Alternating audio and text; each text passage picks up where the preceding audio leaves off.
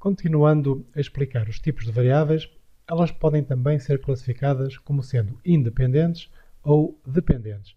E isto está intimamente ligado com os estudos do tipo experimental. A variável independente é aquela que, num estudo desse tipo, o investigador manipula, aquilo em que ele intervém, para ver o que acontece à variável dependente, ou seja, a dependente depende da intervenção do investigador.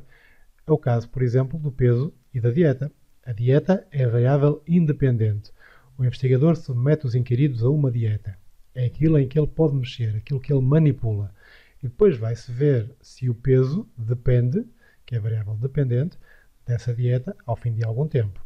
Às vezes também se usam estes termos em estudos que não são do tipo experimental, como por exemplo uma comparação entre o género sexual e o QI, o quociente de inteligência. É claro que o investigador não pode manipular o género sexual, não pode mudar o sexo a um inquirido para ver se o seu QI muda de acordo, mas efetivamente há uma destas variáveis que surge primeiro no tempo, que é o género sexual. Por isso, poder-se-ia considerar o sexo como variável independente e que o QI seria a variável dependente. O QI depende do género sexual do inquirido. Naturalmente, se houver alguma relação entre estas duas variáveis.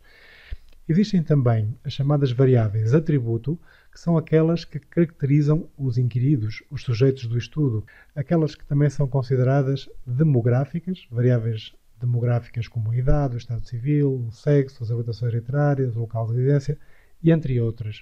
E convém também ter conhecimento das variáveis estranhas, que são todas aquelas que podem ter efeitos inesperados, que o investigador não antecipou no seu projeto e que podem vir a adulterar os resultados a que ele chega. Muitas vezes são as próprias variáveis demográficas, as variáveis estranhas, como por exemplo o estado de saúde. Se um inquirido não estiver num estado saudável da sua saúde, as suas respostas ou comportamentos poderão ser diferentes do que seria de esperar. Mas como controlar estas variáveis estranhas se elas são desconhecidas, portanto, se não fazem parte do estudo? A melhor forma de as controlar consiste em utilizar a amostragem probabilística, ou aleatória. Se os sujeitos da população forem aleatoriamente colocados nos diversos grupos da amostra, não se eliminam as variáveis estranhas, mas aumenta-se a probabilidade de que os sujeitos com diversos graus de uma variável estranha sejam distribuídos igualitariamente nos grupos em estudo. E, portanto, os resultados serão afetados em todos os grupos. Não se sente o efeito dessas variáveis estranhas, estão igualmente distribuídas. Mas surge então a questão como determinar a escala em que se devem medir as variáveis, ou os dados. E porquê que é importante saber responder a esta pergunta? Saber onde classificar as variáveis, se do tipo nominal, ordinal ou quantitativas, que incluem as intervalares e as racionais. Isso tem a ver com o facto dos métodos de análise dos dados, que vêm na fase seguinte do processo de investigação, variarem com 4 fatores. Um deles é o tipo de estudo. Se o tipo de estudo é mais de observação ou mais experimental, os métodos de análise variam de acordo com isso. Outro é a técnica amostral. Já se viu em tutoriais anteriores que se a amostra for retirada de forma aleatória, isso permite fazer inferência para a população. Logo, estão intimamente associados um conjunto de métodos de análise de dados que permitem fazer essa inferência. E tudo isto será coberto noutros módulos. Depois temos a qualidade dos dados, que é a tal escala de medição desses dados. E, finalmente, a complexidade dos métodos de colheita. Se eu tiver, por exemplo, um instrumento de recolha de dados que seja um inquérito por entrevista, eu vou ter quase que obrigatoriamente que usar um método de análise de dados, de análise de conteúdos, para ver quantas vezes se repetem determinados termos-chave no discurso, na entrevista. Já se os meus instrumentos de recolha de dados forem do tipo estruturado, com perguntas fechadas, por exemplo, já poderei utilizar as técnicas da estatística descritiva para ver quantas pessoas escolheram cada uma das opções, ou quantos %, ou se a variável for quantitativa, para saber qual a média ou qual o desvio padrão. Portanto, se os dados forem de cariz qualitativo, eu só posso determinar contagens, percentagens e a moda.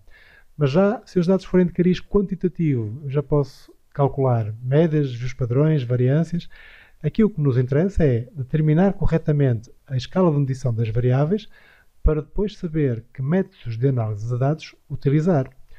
Mas, além disso, é necessário também ter algum bom senso. Por exemplo, se eu tiver como variável o número contribuinte do inquirido, apesar de ser um número, ele não é uma quantidade. um inquirido que tenha um número de contribuinte, vamos supor, 222, 222, 222, não é maior do que um que tenha um número de contribuinte 111, 111, 111. São simplesmente sujeitos idênticos e não se podem comparar com base no número de contribuinte. Não há uma quantidade, mas sim uma qualidade. Portanto, neste caso seria nominal. Mas respondendo então concretamente à pergunta, como determinar a escala de medição das variáveis? Em primeiro lugar, há que imaginar dois valores possíveis que os dados em causa possam assumir. Por exemplo, o masculino e o feminino para o caso da variável género sexual, alta e baixa para o caso da variável classe social e 20 e 30 anos para o caso da variável idade. E depois devem-se fazer as seguintes perguntas a esses hipotéticos dois valores. Primeira pergunta, pode-se dizer que um é maior que o outro? Por exemplo, masculino é maior que feminino? Não. Então, se não, a variável em causa, que é o género sexual, seria medido na escala nominal. Continuando agora, simulando agora a classe social. Pode-se dizer que um é maior que o outro? Alta é maior que baixa? Sim. Portanto, faz-se a próxima pergunta. Pode-se medir a diferença que os separa? Quanto é que é alta menos baixa? Não, não se pode quantificar essa diferença. Por isso, pertence à escala ordinal. Vamos simular agora os 20 e os 30 anos. Pode-se dizer que um é maior que o outro? Sim.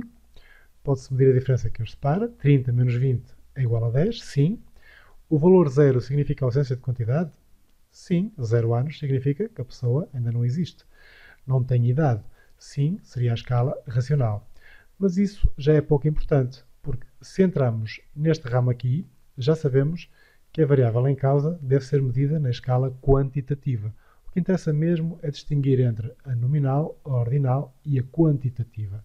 Finalmente, resta referir o enquadramento deste vídeo no conjunto de todos os screencasts do curso.